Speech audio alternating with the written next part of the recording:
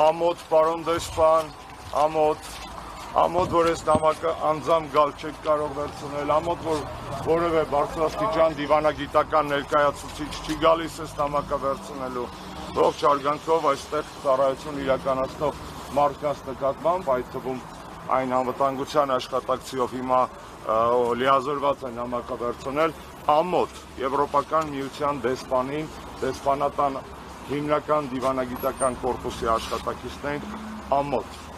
սա է իրանց վերաբերմունքը Հայաստանում խնդիրների վերաբերյալ, նորից կրկնեմ, անձը չի կարևոր, այլ մոտեցումները, Եվրոպական դիվանագիտական ծառայությունը Հայաստանում ծառայում է Նիկոլին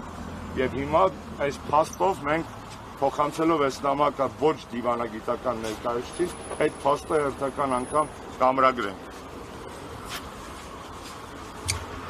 Շնորհակալություն։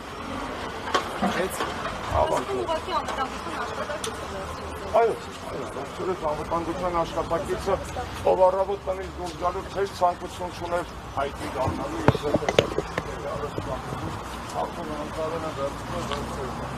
որևէ այստեղ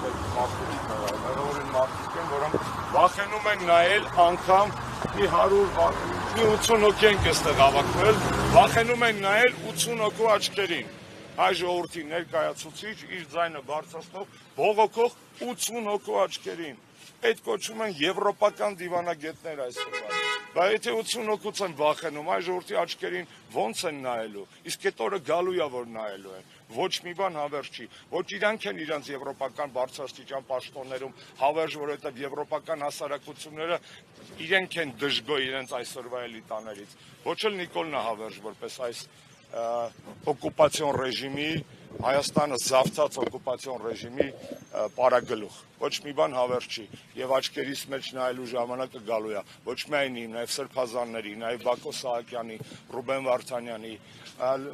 ճնշված ու ծեծված նստած լրագրողների, բոլոր են մարդկանց, ովքեր այսօր իրենց ազատության համար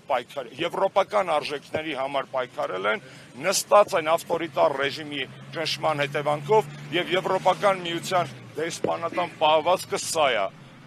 լավագույն բառը ամենամեղմ, որ կարելի է ասել, shame on you, շնորհակալ եմ։